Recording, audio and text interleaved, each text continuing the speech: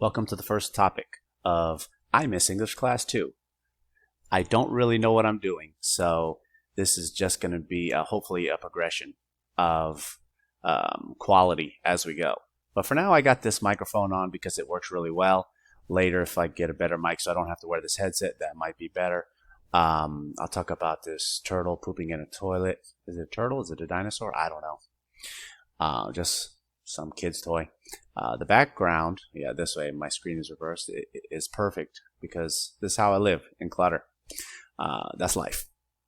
So let's get realistic. I guess maybe get a background later. I don't see why. This is just casual. It's not like I'm ever going to monetize this. This is just, it has a specific purpose, and the purpose is working. So I want to jump right into that first video topic. I have a couple notes about what I want to talk about. This is what I was thinking. So this is video 1. I give you a topic. I explain the topic. Then you can pause it if you want. Think about what it is I'm asking. Then, after I've explained the topic and you've thought about it, you can unpause the video and listen to what other people have told me about the topic or what my opinion is on the topic, and maybe that will stimulate some more interesting ideas for you. And that's a lot about what English class was. The other cool thing, and the reason I made this channel, was because the other day I saw this really cool video. I just loved it. It was just an interesting video about movies. And I didn't really see any way that if I was teaching class, I could have fit it into class. I guess I could, because it was about humanity and stuff like that. So it definitely has a place. It's just that it's a little bit long. And so I would love to refer you guys to that video, watch that video, and then later I would discuss by highlighting the parts that I thought were interesting, and then you can comment about the parts that you thought were interesting. So in a way, it's kind of like homework, but it's watching a video that I thought was cool and interesting that would also be something that would interest you. And in the same way, if you saw an interesting, intellectually stimulating video and you said, hey, I saw this, what do you think about this? Or something controversial or something you don't know anything about, hey, I would like to get another person's opinion, and then we can decide to have that video be part of a discussion. And we can discuss whatever topics it brings up. So that's the point of these videos. So without going too much into detail, let's try this out. YouTube video discussion, topic 1. That's very wordy. Anyway, YouTube video discopic. YouTube video topic discussion 1.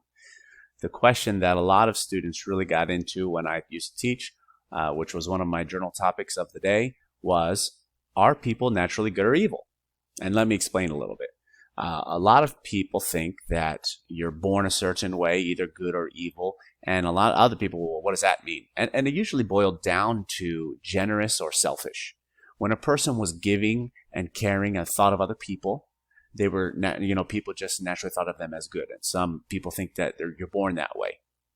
The opposite of that would be evil, or selfish, where you're greedy, self-centered. Some people, clinically would be like sociopathic, or, actually mentally unable to consider other people. And I'll give you a couple examples before we pause. So, for example, when someone is born sociopathic, I believe they don't actually have the ability to put themselves in the minds of other people. Like, how would that person feel if you hit them? They can only think of themselves. So, for example, if a little kid did something bad and you would ask them the question, well, how do you think that made them feel? A normal kid might, after being asked that, think, oh, yeah, when I get hit, I don't like it, so I won't hit other kids. A sociopathic kid, if you ask them, well, why is it bad to hit people? Their response might be, well, because I'm going to get in trouble. And so they have the inability to even think of the other person's thoughts and feelings. They just can center everything and all their ideas around how it affects them. And that would be like the optimal definition of selfish, maybe. And some people relate that to evil. So another example that I have learned when I was growing up was, you don't have to teach a kid to be selfish. You don't have to teach a kid to say, mine. Kids just naturally tend to be selfish. So in that respect, a lot of people would say we're born evil and we have to kind of learn to be generous, selfish, sharing, and we have to learn to share and things like that. Although other people would say that's not necessarily the case. And the question I'm asking, are born, or are people naturally good or evil, is another way to think about it is, what part of our condition as humans is learned, from where we grow up, and what part comes naturally to us? So that's the question. So I'm going to pause, you pause the video, and then after you think about it, you could write a comment and then come back and listen to what I think, or you can just keep going and then write what you want to say. Hi, welcome back from the pause. If you paused or not, I have no idea. But in this part, I would normally have notes and things, but I have no notes for this part because, I see this is very glaring, right here. But I have no notes for this part because I have a lot of memories from what other students have said, and also one specific student that their response always stuck with me. And it's kind of one of those examples where the teacher learns from the student. I used to always think that people were generally evil in the sense that they were selfish, like kids are selfish, and they got to learn to share. That was what I almost always thought. However, when my second daughter was born, she was naturally generous and always wanted to give and seemed happy to give people stuff, even her own things. And she almost learned to be selfish later, So I kind of struggle with the idea of what is learned versus what comes naturally. And I think maybe the answer is everybody's different.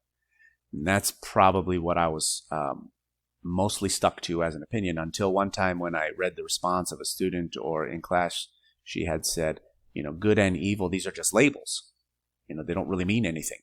They're just what the idea you place on them. And that really stuck with me because I didn't know what she meant. And when she explained further, it really did make a lot of sense. And let me go into what she means. So when you say good and evil, what does that really mean? What does good and evil actually imply? I'll give you an example from them. So a soldier goes off to war because they've enlisted and they think that in their mind they're doing the honorable thing and they're defending their country and they're going to become a soldier. And in our country specifically, we place a lot of emphasis on respecting the military and things like that. So he thinks it's good. However, if they go to that other country and then they engage in, war activities, whatever that happens to be, the other guy in his country, he grew up his whole life, and what is he doing? He's defending his country, so he's good. So it becomes just a label. Hey, I'm the good guy. I'm just defending democracy, freedom, or whatever. The other guy, hey, I'm just defending my home, my values, my family. And so you have two guys that both think the other one is evil and that they're the good guy. And so what happens is you have this label of what is good and evil placed in the mind of both of them. Another example would be religious people believe specific things in the Bible or whatever holy book they use. That is the definition of good, or God is good, right? And other people would come along and say, well, if God is good, then why do babies get sick and die? And then they have to define good in a certain way based on the things they have read and what they understand.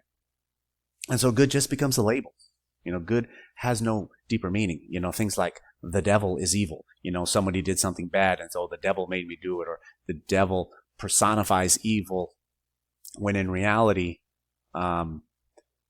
every one of us eventually has disagreements with our parents and things like that, and our parents are the ones trying to look out for us in a perfect world, and they're trying to be the one that is guiding us towards a good life, or a happy life, or a successful life, or whatever.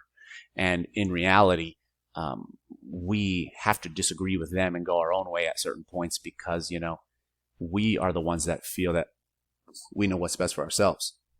And we may be right, we may be wrong. And that's just another reason that the label of good and evil doesn't really match. So when someone told me that, the student told me that, it really changed my perception of the question itself.